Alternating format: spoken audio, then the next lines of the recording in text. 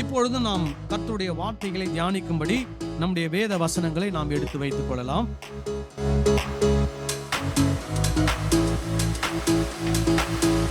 So 2 தீமோத்தேயு 3ஆம் அதிகாரம் 16-17 வசனங்களை கடந்த 3 வாரமாக நாம் தியானித்துக் கொண்டு வருகிறோம்.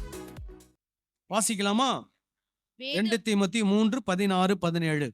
வேத வாக்கியங்கள் எல்லாம் தேவ ஆவியினால் அருளப்பட்டிருக்கிறது. தேவனுடைய மனுஷன் தேறினவனாகவும் எந்த நற்கிரியையும் செய்ய தகுதி உள்ளவனாகவும் இருக்கும்படியாக அவைகள் உபதேசத்திற்கும் கடிந்து கொள்ளுதலுக்கும் சீர்திருத்துதலுக்கும் நீதியை படிப்பிக்குதலுக்கும் பிரயோஜனமுள்ளவைகளாய் இருக்கிறது. அல்லேலூயா. இப்ப இந்த வேத வசனம் எதுக்கெல்லாம் பிரயோஜனம் உள்ளதா இருக்குதா?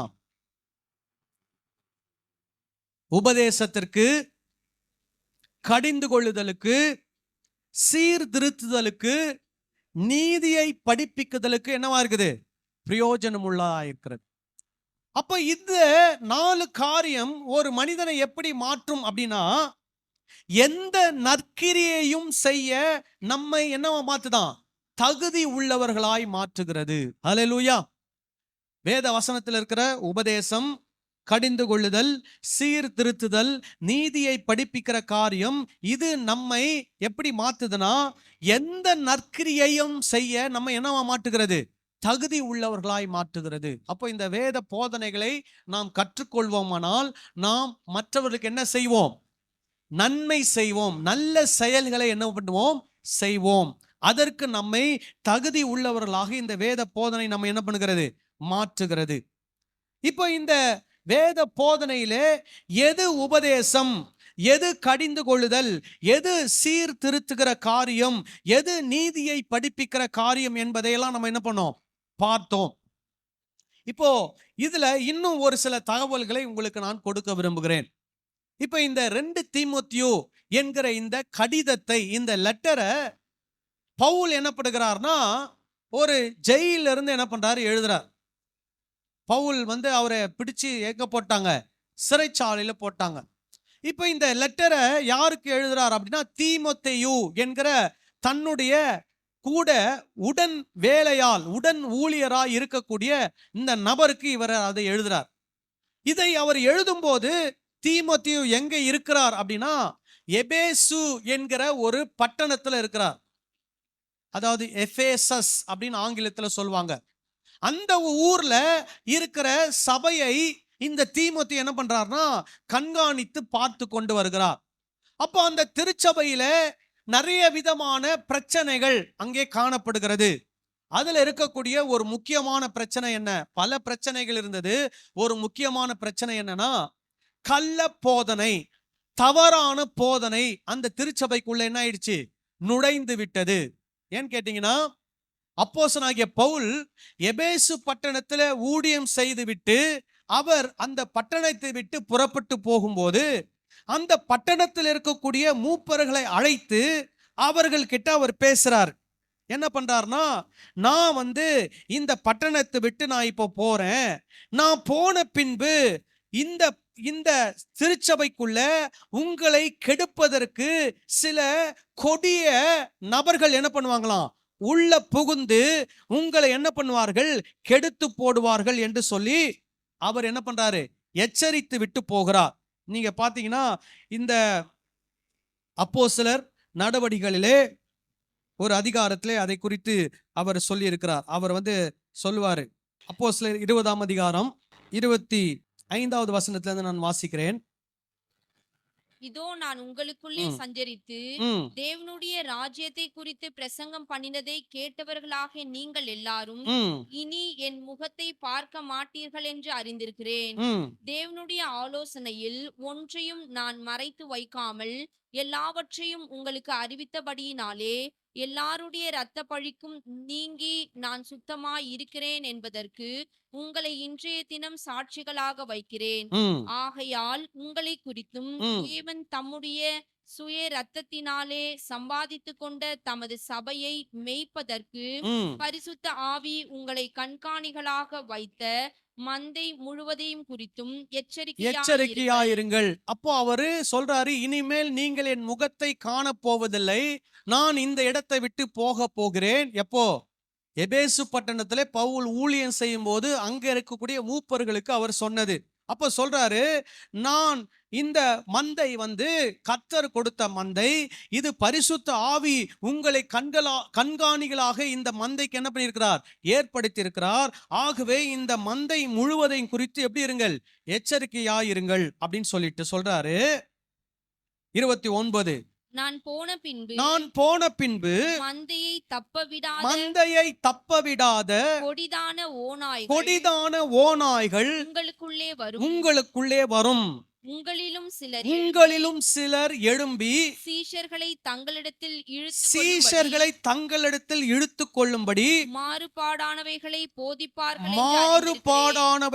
போதிப்பார்கள் என்று அறிந்திருக்கிறேன்.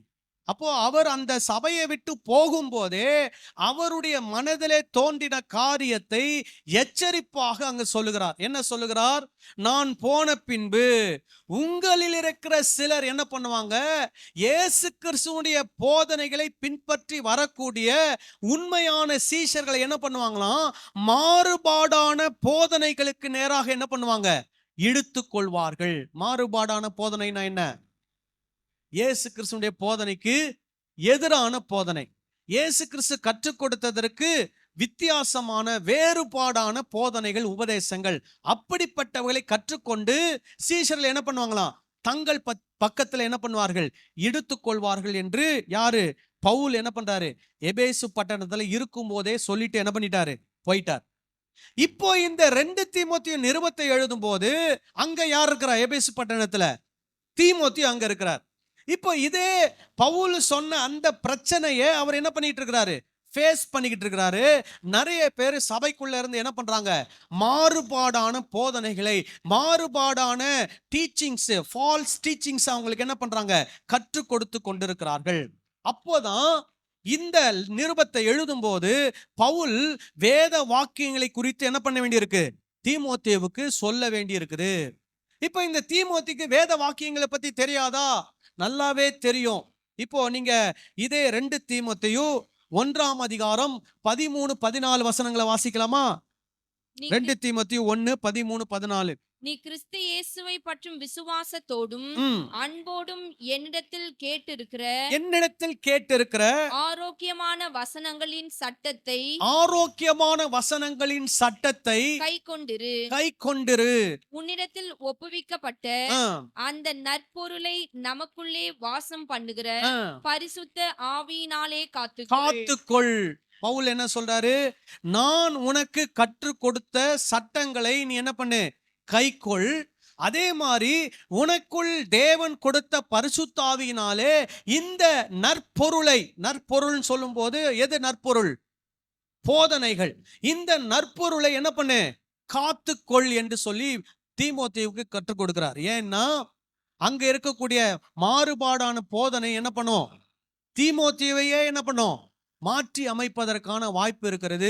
அதனால பவுல் ரொம்ப தெளிவா சொல்லிட்டாரு, நான் உனக்கு இயேசு கிறிஸ்துவுடைய போதனைகளை கற்றுக் கொடுத்திருக்கிறேன்.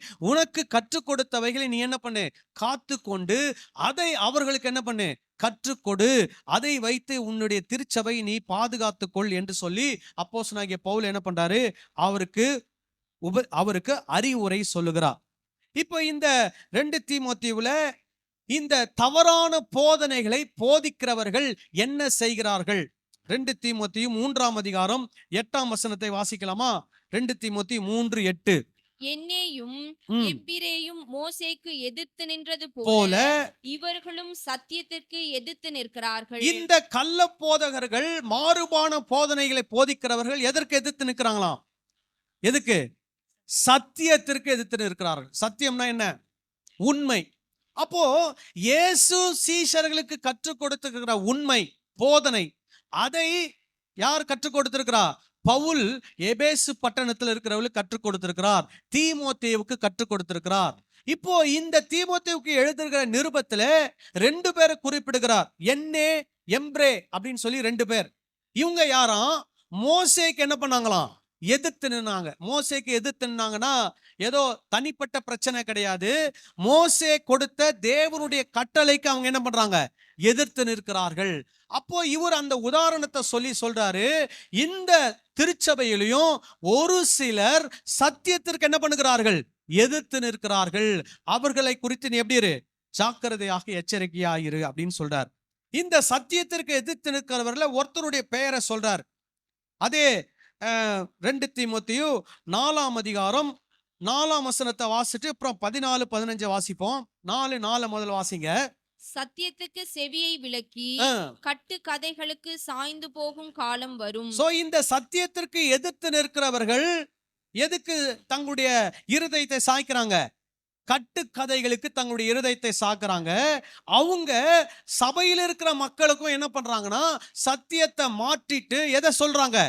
கட்டுக்கதைகளை அவர்களுக்கு கற்றுக் கொடுக்கிறார்கள். இப்போ அதுல ஒருத்தருடைய பெயரை சொல்றார். 14, 15 வசனத்தை வாசிப்போமா? கண்ணனாகிய அலெக்சந்தர் எனக்கு வெகு தீமை செய்தான். அவனுடைய செய்கைக்கு தக்கதாக கர்த்தர் அவனுக்கு பதிலளிப்பாராக.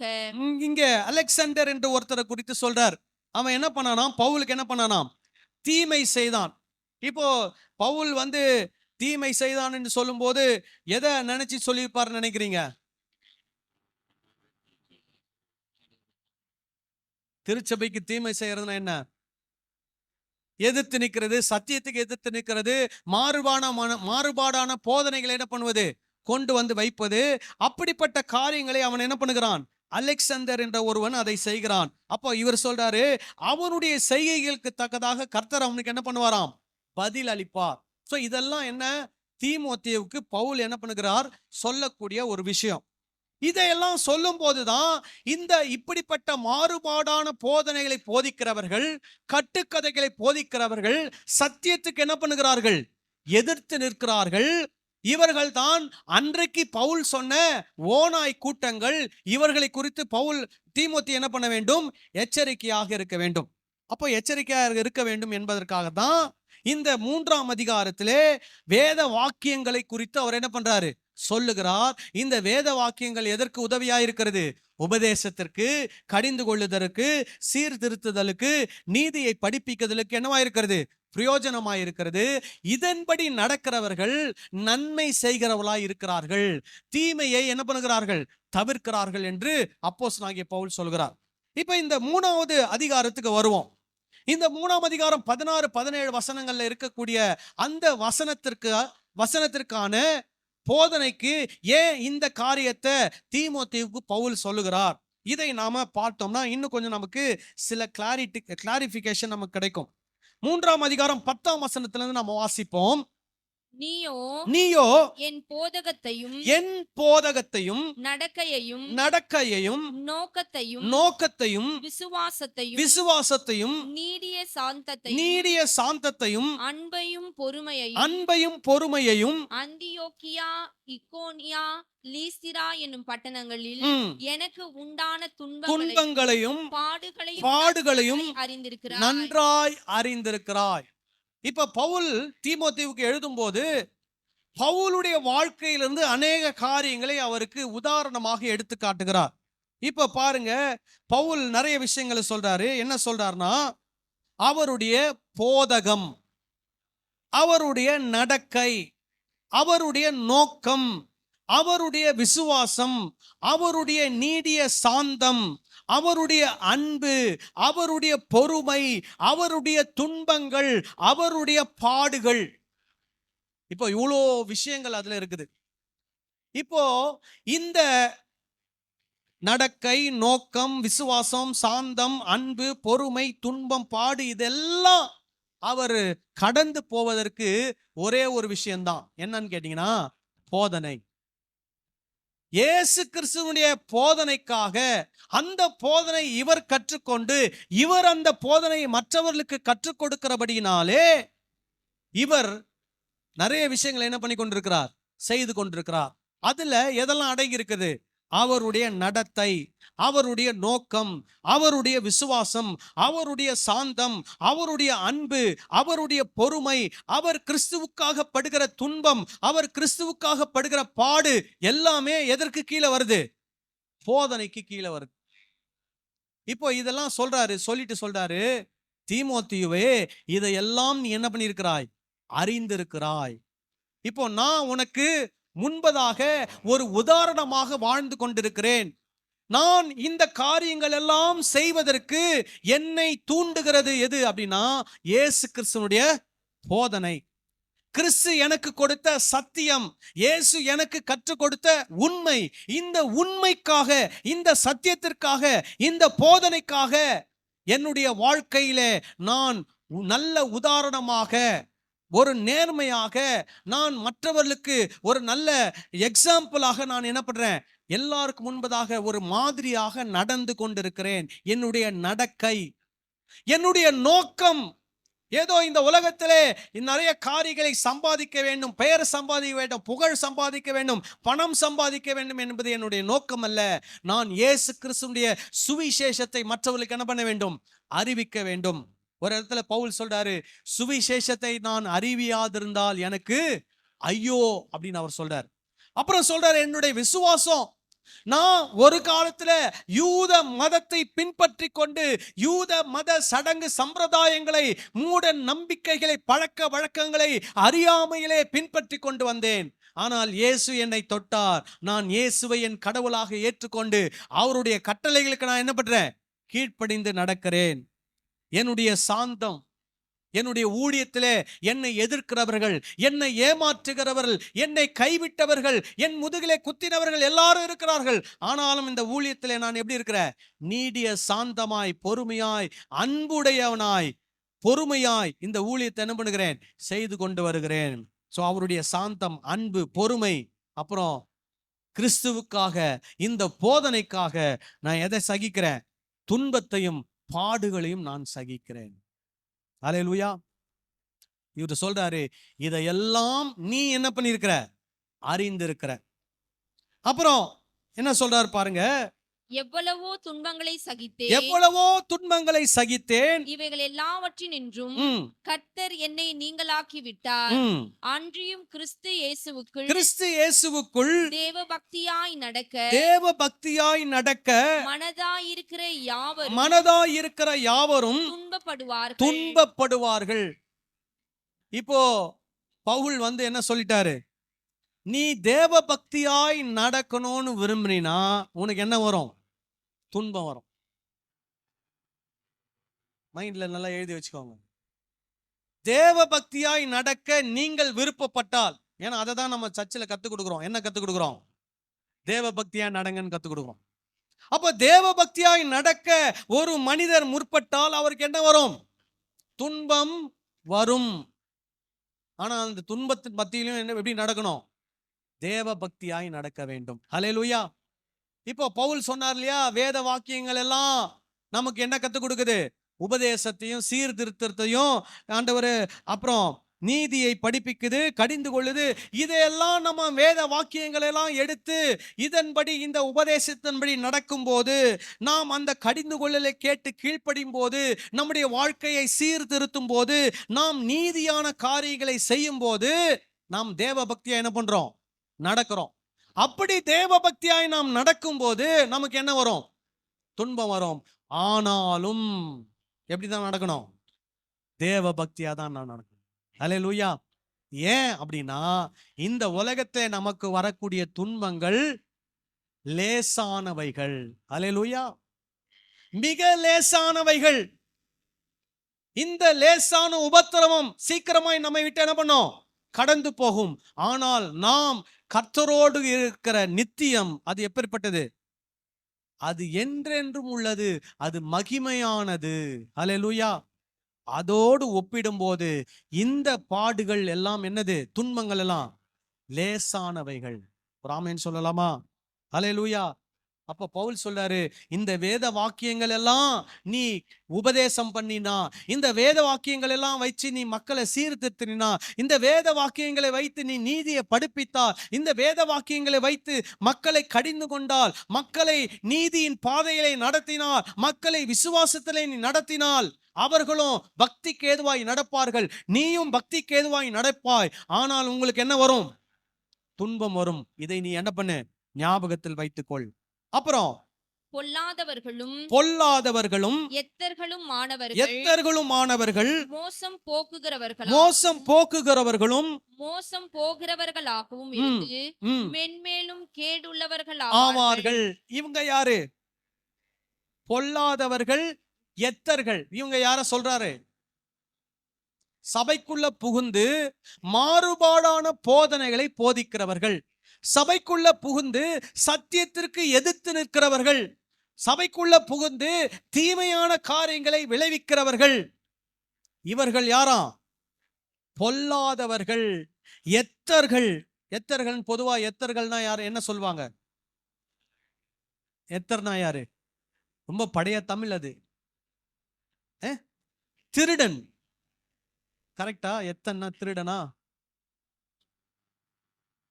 ஒருத்தரா கொஞ்சம் சத்தமா சொல்லுங்க, எல்லாரும் சேர்ந்து சொல்லும்போது எனக்கு கேட்கல. ஏமாற்றுகிறவன். அதுக்கு இன்னொரு இதுல சொன்னா நம்ப வச்சு கழுத்தறுக்கிறவன், துரோகி என்று சொல்வார்கள். அவர்களை தான் என்ன சொல்லுவாங்க? எத்தர்கள் என்று சொல்வார்கள். அப்போ இவங்க எல்லாம் என்ன? பவுல் சத்தியத்தை சொல்லி கொடுத்துட்டாரு. பவுல் சொல்லும் போது என்ன ஏத்துக்கிட்டாங்க? ஓ, சத்தியம் சத்தியம் சத்தியம் தலையாட்டி ஏத்துக்கிட்டாங்க. ஆனா பவுல் போனதுக்கு அப்புறம் என்ன பண்ணிட்டாங்க? வேற வேற எங்க புது புது போதனை கற்றுக்கொண்டு வந்து சபையில இருக்கிறவங்களுக்கு அதை கற்றுக் கொடுத்து தங்கள் பக்கமாக அநேகரை என்ன பண்ணுகிறார்கள்? இழுத்துக் கொள்கிறார்கள். இவர்கள் பவுலை நம்ப வைத்து என்ன பண்ணவர்கள்? கழுத்தறுத்தவர்கள். அதனால்தான் பவுல் சொல்றாரு, இவர்கள் பொல்லாதவர்கள், எத்தர்கள், மோசம் போக்குகிறவர்களாகவும். யார? மற்றவங்களை என்ன பண்றாங்களாம்? மோசம் போக்குகிறார்கள். இவர்களும் என்ன பண்ணுவாங்க? மோசம் போயிடுவாங்க.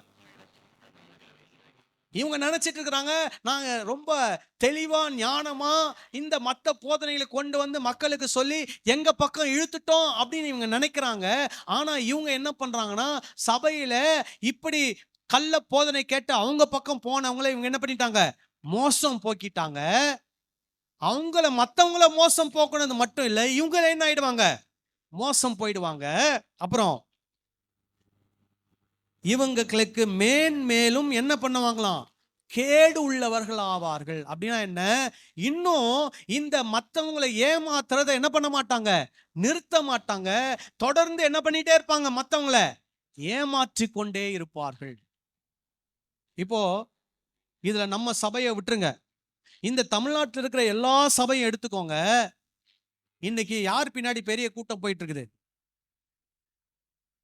சொல்லுங்க. ஏமாற்றுகிற எத்தர்கள் பின்னாடி தான் என்ன பண்ணுகிறது? ஒரு பெரிய கூட்டம் போய் கொண்டிருக்கிறது. சத்தியத்தை போதிக்கிறவர்கள், சத்தியத்திற்காக நிற்கிறவர்கள், தேவ பக்தியாய் நடக்கிறவர்களுக்கு பின்னாடி யாரும் என்ன பண்றது இல்ல, ஒரு கூட்டம் எல்லாம் போறது கிடையாது. ரொம்ப சின்ன பேர், கொஞ்சம் சின்ன கூட்டம் தான் போகும். ஏன்னா இயேசு அப்படிதான் சொல்லி கொடுத்திருக்கிறார். என்னது? ஜீவனுக்கு போகிற வாசல் எப்படி இருக்குமா? நெடுக்கமா இறுக்கமா இருக்கும். அதை தெரிந்து கொள்ளுகிறவர்கள் சிலர், கண்டுபிடிக்கிறவர்கள் சிலர். ஆனால் அழிவுக்கு போகிற பாதை எப்படி இருக்குமா? பெருசா அகலமா இருக்கும். அதுல போறவங்க ஏலமா அநேகர் அதற்கு பின்னாடி போவாங்க. அப்ப இங்க பவுல் சொல்றாரு, இப்படிப்பட்ட மாறுபாடான போதனைகளையும் சத்தியத்தை எதிர்க்கிறவர்களுமானவர்கள், அவர்கள் பொல்லாதவர்கள், எத்தர்கள், மோசம் போக்குகிறவர்கள். அவர்கள் ஒரு நாள் என்ன பண்ண போகிறாங்க? மோசம் போக போகிறார்கள். அவர்கள் மேன்மேலும் கேடு உள்ளவர்கள் ஆவார்கள். சோ அவர்களுக்கு எப்படி இருக்கணும்? எச்சரிக்கையா இருக்க வேண்டும். அடுத்தது, நீ கற்று நிச்சயித்து கொண்டவைகளில் நிலைத்திரு. ஒரு ஆமென் சொல்லலாமா? ஹல்லேலூயா. அப்ப தீமோத்தேயு ஏற்கனவே என்ன பண்ணியிருக்கிறாரு? இயேசுவின் போதனைகளை கற்று என்ன பண்ணியிருக்கிறார்? நிச்சயித்திருக்கிறார். அவருக்கு தெரியும் இதுதான் சரியான போதனை. பவுலிடத்திலிருந்து கற்றுக்கொண்ட போதனை தான் சரியான போதனை, இயேசு கிறிஸ்துவினுடைய போதனை தான் சரியான போதனை என்பது யாருக்கு தெரியும்? தீமோத்தேயுக்கு தெரியும். பவுல் சொல்றாரு, அதுல நீ என்ன பண்ணு, நிலைத்திரு. அதுக்குதான் ஏற்கனவே உங்களுக்கு சில வசனத்தெல்லாம் நான் என்ன பண்ண சொன்னேன். இதே 1 அதிகாரம் 13, 14. நீ கிறிஸ்து இயேசுவை பற்றும் விசுவாசத்தோடும் அன்போடும் என்னிடத்தில் கேட்டிருக்கிற ஆரோக்கியமான வசனங்களின் சட்டத்தை கை கொண்டிரு. சோ பவுல் அவருக்கு என்ன கத்து கொடுத்திருக்கிறாரு? ஆரோக்கியமான வசனத்தின் சட்டங்களை பவுல் கற்றுக் கொடுத்திருக்கிறார். ஆனா அந்த திருச்சபையில என்ன நடக்குது? மாறுபாடான போதனைகள் நடக்கிறது. ஆனா பவுல் தீமோத்தேயுக்கு 3 அதிகாரத்துல என்ன இன்ஸ்ட்ரக்ஷன் கொடுக்கிறாரு? நீ கற்று நிச்சயித்து கொண்டவைகளில் நிலைத்திரு. அப்புறம் அவைகளை இன்னாரிடத்தில் கற்றாய் என்று நீ அறிந்திருக்கிறதும் அல்லாமல் கிறிஸ்து இயேசுவை பற்றும் விசுவாசத்தினாலே உன்னை ரட்சிப்புக்கேற்ற ஞானமுள்ளவன் ஆக்கத்தக்க பரிசுத்த வேத எழுத்துக்களை நீ சிறுவயது முதல் அறிந்தவன் என்று உனக்கு தெரியும். சோ தீமோத்தேயுக்கு என்ன தெரியுமா? அவர் வேத எழுத்துக்களை சிறு வயது முதல் என்ன பண்ணியிருக்கிறாராம்? அறிந்திருக்கிறார். இப்போ சின்ன வயசுல இருந்து வேத வசனத்தை அறிந்தவர்கள் அவ்வளவு சீக்கிரமா என்ன பண்ண மாட்டாங்க? மாறுபாடான போதனைகளுக்கு ஏமாந்து போக மாட்டாங்க. சின்ன வயசுல இருந்து வேத வசனத்தை அறிந்து கொள்ளாதவர்களை இன்னைக்கு இந்த உலகத்தில் இருக்கக்கூடிய மாறுபாடான போதனைகள் என்ன பண்ணும்? ஈஸியா மாத்தி கொண்டு போயிடும். அப்போ சிறு வயது முதல் வேத எழுத்துக்களை பிள்ளைகள் கற்றுக்கொள்ள வேண்டியது என்னது? மிக அவசியமானது. அது யாருக்கு நடந்திருக்கிறது? தீமோத்தேயுவுக்கு நடந்திருக்கிறது. அப்போ தீமோத்தேயு சிறு வயது முதல் வேத எழுத்துக்களை என்ன பண்ணியிருக்கிறாராம்? கற்று அறிந்திருக்கிறார். அப்போ அந்த வேத எழுத்துக்கள் இவருக்கு எப்படி உதவி செய்து அப்படின்னா, கிறிஸ்து இயேசுவை பற்றும் விசுவாசத்தினாலே உன்னை ரட்சிப்புக்கேற்ற ஞானம் உள்ளவன் ஆக்கத்தக்க பரிசுத்த வேத எழுத்துக்கள். அப்போ இந்த ரட்சிப்பை அடைவதற்கு இவனை என்னமாக்குதான்? அது வேத எழுத்துக்கள் ஞானம் உள்ளவனாக்குகிறது. அல்லேலூயா. அதாவது இந்த ரட்சிப்பு அப்படின்னு சொல்லும் போது அதுக்கு பழைய ஏற்பாட்டுல இருந்து நிறைய விளக்கங்கள் இருக்கிறது. சரியா? இப்போ நம்ம அதை எப்படி புரிஞ்சுக்கிறோம் அப்படின்னா, இயேசு கிறிஸ்துவுடைய போதனை நம்மை என்ன பண்ணுகிறது? பாதுகாக்கிறது. நம்மை நித்திய ஜீவனுக்கு என்ன பண்ணுகிறது? கொண்டு போகிறது. இப்போ அந்த வேத எழுத்துக்கள் நம்முடைய மனதிலே பதிந்திருக்குமானால், வேத சத்தியங்கள் நம்முடைய உள்ளத்திலே ஆழமாய் இருக்குமானால், அந்த வேத எழுத்துக்கள் வேத சத்தியங்கள் நம்ம என்னவாக்குறதா? ஞானம் உள்ளவர்களாய் மாற்றுகிறது. அல்லேலூயா. ஏன் ஞானம் உள்ளவர்களாய் மாற்றுகிறது? அந்த ஞானத்தோடு நாம் செயல்படும் போதுதான் நாம் அந்த ரட்சிப்பை முழுமையாக என்ன பண்ண முடியும்? சுதந்திரிக்க முடியும். இல்லை என்றால், அந்த வேத எழுத்துக்கள் ஞானம் நமக்கு இல்லை என்றால், மாறுபாடான போதனைகளிலே நாம் சிக்கி நம்ம என்ன ஆயிடுவோம்? கேட்டுக்கு ஏதுவானவர்களாய் மாறிவிடுவோம். பாருங்க, கிறிஸ்து இயேசுவை பற்றும் விசுவாசத்தினாலே உன்னை ரட்சிப்புக்கேற்ற ஞானம் உள்ளவன் ஆக்கத்தக்க பரிசுத்த எழுத்துக்களை நீ சிறு வயது முதல் அறிந்தவன் என்று உனக்கு தெரியும். அப்ப இந்த வேத எழுத்துக்கள் உன்னை என்னவா மாற்றுகிறது? ஞானம் உள்ளவனாய் மாற்றுகிறது. அந்த ஞானம் உன்னை ரட்சிப்பை சுதந்திரிக்க பண்ணுகிறது. அந்த ஞானம் உன்னை நித்திய ஜீவனுக்கு என்ன பண்ணுகிறது? வழி நடத்துகிறது. இதெல்லாம் சொல்றாரு. சொல்லிட்டு தான் எங்க வராரு? வேத வாக்கியங்கள் எல்லாம் தேவ ஆவியினால் என்ன பண்ணப்பட்டிருக்குது? அருளப்பட்டிருக்கிறது. இப்ப இந்த இடத்துல இன்னொரு விஷயத்தையும் சொல்லணும். இங்க வேத வாக்கியங்கள் அப்படின்னு சொல்லும் போது, பவுல் சொன்ன காலத்தில் மத்தேயு, மார்க்கு, லூக்கா, யோவான் போன்ற சுவிசேஷங்கள் எழுதப்படவில்லை. பவுல் எழுதின நிருபங்களும் வேத வாக்கியங்கள் என்ற அங்கீகரிப்புக்குள் வரவில்லை. அப்போ பவுல் இந்த சிறைச்சாலையிலிருந்து தீமோத்தேயுக்கு எழுதும் போது வேத வாக்கியங்கள் என்று அவர் சொல்லும் போது அதை எதை சொல்றார்னா, பழைய ஏற்பாட்டில் உள்ள 613 கட்டளைகளை அவர் குறிப்பிட்டு சொல்லுகிறார். விளங்குதான் நான் சொல்றது? அப்போ அந்த தேவன் கொடுத்த கட்டளைகள் எல்லாம் அப்படின்னு அவர் சொல்றார். தேவன் கொடுத்த கட்டளைகள் எல்லாம் தேவ ஆவியினால் என்ன பண்ணப்பட்டது? அருளப்பட்டது. இந்த கட்டளைகள் நமக்கு எதுக்கு பிரயோஜனமா இருக்கிறது? உபதேசத்திற்கு, கடிந்து கொள்ளுதலுக்கு, சீர்திருத்துதலுக்கு, நீதியை படிப்பிக்கிறதுக்கு நமக்கு என்னவா இருக்குது? பிரயோஜனமா இருக்கிறதுன்னு யாருக்கு சொல்றாரு? தீமோத்தேயுக்கு சொல்றாரு. இப்போ அதே வசனத்தை, தீமோத்தேயுக்கு எழுதின வசனத்தை 2000 வருஷம் கழிச்சு நம்ம என்ன பண்றோம்? இப்போ நம்ம படிக்கிறோம். இப்போ நம்ம படிக்கும் போது நமக்கு கூடுதலா ஒண்ணு வந்திருக்குது. என்னது? புதிய ஏற்பாடு. புதிய ஏற்பாட்டிலே மத்தேயு, மார்க்கு, லூக்கா, யோவான், இயேசு கிறிஸ்துடைய வாழ்க்கை வரலாறு, இயேசு கிறிஸ்துடைய போதனை அதுல என்ன இருக்குது? அடங்கி இருக்கிறது. அதை தவிர்த்து பவுல், பேதுரு, யோவான், யூதா, யாக்கோபு போன்றவர்கள் எழுதின நிருபங்கள் நமக்கு வேத வாக்கியங்களாக என்ன பண்ணப்பட்டிருக்குது? திருச்சபையால் அங்கீகரிக்கப்பட்டு அது நமக்கு வேத புஸ்தகத்துல என்ன பண்ணப்பட்டிருக்குது? இணைக்கப்பட்டு கொடுக்கப்பட்டிருக்கிறது. அப்போ பவுலுடைய காலத்துல பழைய ஏற்பாட்டை வேத வாக்கியம் அவங்க எடுத்துக்கிட்டாங்க. இன்னைக்கு இருக்கக்கூடிய காலகட்டத்துல பழைய ஏற்பாட்டில் இருக்கிற கட்டளை, புதிய ஏற்பாட்டில் இருக்கக்கூடிய இயேசு கிறிஸ்துவினுடைய போதனை, அப்போஸ்தலருடைய போதனை, இவங்களை எல்லாம் நம்ம எப்படி எடுத்துக்கிறோம்? வேத வாக்கியங்களாக நாம் எடுத்துக்கொள்கிறோம். தேவ ஆவியினால் அருளப்பட்ட வேத வாக்கியங்களாக என்ன பண்ணுகிறோம்? எடுத்துக்கொள்கிறோம். ஆகவே இவைகளிலே நமக்கு என்னெல்லாம் அடங்கி இருக்குது? உபதேசம், கடிந்து கொள்ளுதல், சீர்திருத்துதல், நீதியை படிப்பிக்கிற காரியங்கள் நமக்கு இங்க என்ன பண்ணப்பட்டிருக்குது? எழுதப்பட்டிருக்கிறது. ஆகவே நாம் என்ன செய்ய வேண்டும்? என்ன செய்ய வேண்டும்? வேத வசனத்தை படிக்க வேண்டும். இப்போ இதுதான் என்ன பண்றாரு பவுல் தீமோத்தேயுக்கு அட்வைஸ் கொடுக்கிறாரு. என்ன அட்வைஸ் கொடுக்கிறாரு? நீ கற்றுக்கொண்டதில் என்ன பண்ணு? நிலைத்திரு.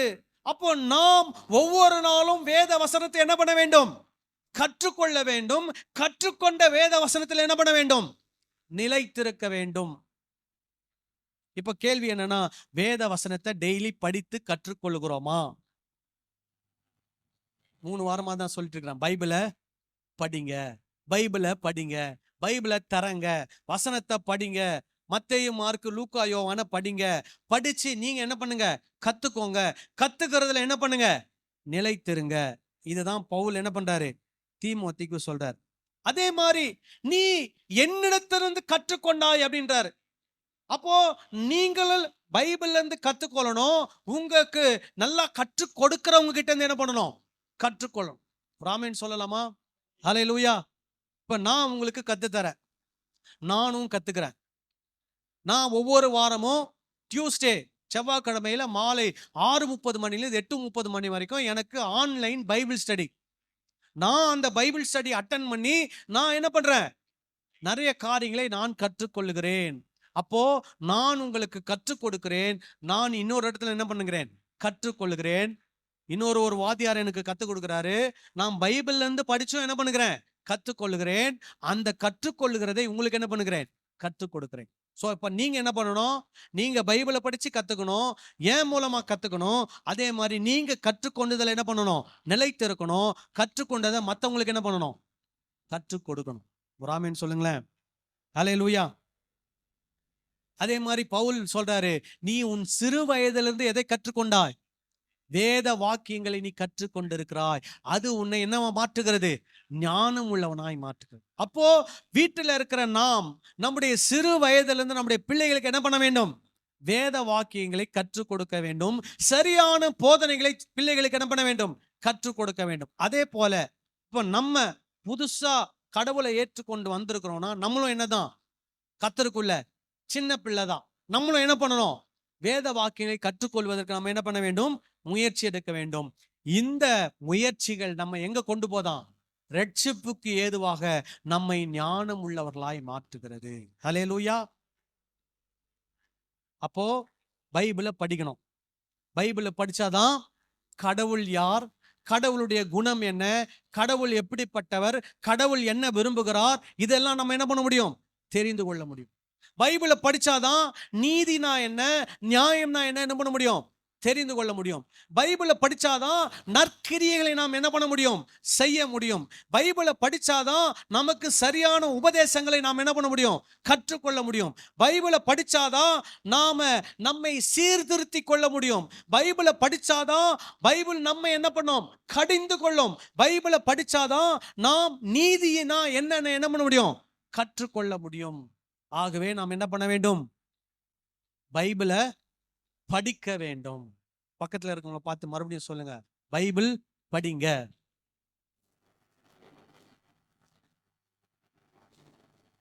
உங்களுக்கு படிக்க தெரியாது, எனக்கு படிப்பே வரல, நான் படிக்கல அப்படின்னா ஆடியோ பைபிள் இருக்குது போன்ல. ஆடியோ பைபிள் போட்டு என்ன பண்ணுங்க, கேளுங்க. இல்ல உங்க வீட்டுல படிக்க தெரிஞ்சவங்களை படிக்க சொல்லி என்ன பண்ணுங்க, காதுல கேளுங்க. புரியுதுங்களா? சாக்கு போக்கெல்லாம் என்ன பண்ணக்கூடாது, சொல்லக்கூடாது. என் கூட நான் BA இங்கிலீஷ் லிட்ரேச்சர் படிக்கும்போது 100% பிளைண்ட் ஒருத்தர் என் கூட படிச்சார். எத்தனை % பிளைண்டு? 100% பிளைண்ட். சின்ன வயசுல இருந்து அவர் கண்ணு பார்வையே இல்லை, சுத்தமா 100% கண் பார்வை கிடையாது. அவர் எங்க காலேஜுடைய ஹாஸ்டல் நல்ல அந்த கண்ணு தெரிகிற மாணவர்களுக்கு காலேஜ் பக்கத்துலேயே இருக்கும். கண்ணு தெரியாத மாணவர்களுக்கு தனி ஹாஸ்டல். அது எங்க இருக்கும்னா சைதாப்பேட்டையில் இருக்கும். சைதாப்பேட்டையிலேருந்து அவர் ஹாஸ்டல்லேருந்து கிளம்பி ரெடி ஆகி பஸ் ஸ்டாண்டுக்கு பஸ் ஏறி பிரசிடென்சி காலேஜுக்கு வரணும். காலேஜுக்குள்ளே படிக்கணும். மறுபடியும் வெளியே போய் பஸ் ஏறி அவர் ஹாஸ்டலுக்கு போனோம். 3 வருஷம் எங்க கூட படித்தார். கண்ணே தெரியாது. அப்போ என்ன பண்ணுவார்னா, உட்காந்து வாதியார் சொல்றத காதில் கேட்பார். ரெண்டாவது என்ன பண்ணுவார்னா, கேசட்டு, ஆடியோ கேசட் வாங்கி, முன்னாடி இருந்தது, இப்போ இருக்கிறவங்களுக்கு தெரியாது, CD அது கூட தெரியாது இப்போ இருக்கிறவங்களுக்கு. முன்னாடி ஆடியோ கேசட் இருக்கும், அதை எங்க கையில கொடுத்து இந்த பாடத்தை படிச்சு எங்களுக்கு ரெக்கார்ட் பண்ணி கொடுங்கன்னு சொல்லுவார். ஸோ நாங்கள் என்ன பண்ணுவோம், அந்த கேசட்டை வீட்டில் எடுத்துகிட்டு போய் டேப் ரெக்கார்டில் போட்டு ரெக்கார்ட் அமைக்கி நாங்கள் இதெல்லாம் படிப்போம். படிக்கிறதெல்லாம் அது ரெக்கார்ட் ஆகும். ரெக்கார்ட் ஆனதை கொண்டு போய் அவர்கிட்ட கொடுப்போம். அவர் ரெக்கார்ட் ஆனதை போட்டு என்ன பண்ணுவார், கேட்பார். அப்புறம் பிரெயில் லெட்டர்ஸ் இருக்கும், அந்த கண்ணு தெரியாதவங்க படிக்கிறதுக்கு ஒரு லெட்டர் இருக்கும். அதில் என்ன பண்ணுவார், நோட்ஸ் எடுத்து அதில் என்ன பண்ணுவார், படிப்பார். அப்புறம் எக்ஸாம் எழுதும்போது ஸ்கிரைப்னு ஒருத்தர் இருப்பாங்க. அவங்க யாருன்னா, இவர் சொல்ல சொல்ல அவங்க என்ன பண்ணணும், எழுதணும். ஸோ அவங்க கூட ஒரு ஸ்கிரைபை கூப்பிட்டு வருவார். அவங்க கொஸ்டின் பேப்பர் ஆன்சர் பேப்பர்லாம் கொடுத்துருவாங்க. பக்கத்தில் இருக்கிறவர் சொல்லுவார், கொஸ்டின் பேப்பரை வாசிப்பார். இந்த கொஸ்டினை வாசித்தோன்னே இவர் என்ன பண்ணணும், அதுக்கு பதில் சொல்லணும். பதில் சொல்ல சொல்ல அவர் உட்காந்து என்ன பண்ணணும், எழுதணும். இப்படி எழுதி எழுதி BA பாஸ் பண்ணி, MA பாஸ் பண்ணி, B.Ed பாஸ் பண்ணி, இன்னைக்கு ஒரு பெரிய கவர்மெண்ட் ஸ்கூல்ல ஒரு வாத்தியாரா வேலை செஞ்சுட்டு இருக்காரு. 2 கண்ணும் சுத்தமா தெரியாது. அப்போ பைபிள் படிக்கிறதுக்கு என்ன சாக்கு சொல்லக்கூடாது, எனக்கு படிக்க தெரியாது, எனக்கு கண்ணு மங்களா இருக்குது, எனக்கு எழுத்து கண்ணு தெரியல, இந்த மாதிரி சாக்கு போக்கள் என்ன பண்ணக்கூடாது, சொல்லக்கூடாது. யாரையாவது ஒருத்தர் படிக்க சொல்லி என்ன பண்ணணும், கேட்கணும். இல்ல போன்ல போட்டாவது என்ன பண்ணணும், கேட்கணும். பிரசங்கத்தை கவனமா என்ன பண்ணணும், கேட்கணும். பைபிள் ஸ்டடியில கவனமா என்ன பண்ணணும், கேட்கணும். சனிக்கிழமை ஜபத்துல கவனமா என்ன பண்ணணும், கேட்கணும். கேட்கறத உள்வாங்கணும். உள்வாங்கினதுல என்ன பண்ணணும், நிலைச்சிருக்கணும். அப்பதான் நீங்க தேவ பக்திக்கு ஏதுவா என்ன பண்ண முடியும், நடக்க முடியும். அப்படி நீங்க தேவ பக்திக்கு ஏதுவா நடந்தாலும் உங்களுக்கு என்ன வரும், என்ன வரும், துன்பம் வரும். ஆனாலும் ஆண்டவர் நமக்கு என்ன கொடுக்க போறார், நித்திய ஜீவனை கொடுக்கும். ஸோ நித்திய ஜீவனுக்கு போறதுக்கு ஒரு முக்கியமான வழி, வேத வசனத்தை என்ன பண்ண வேண்டும், அன்றாடம் வாசிக்க வேண்டும். ஒரு ஆமென் சொல்லலாமா? அல்லேலூயா. நம்மளால் எழுந்து நிற்போம், நாம் ஜெபம் செய்வோம்.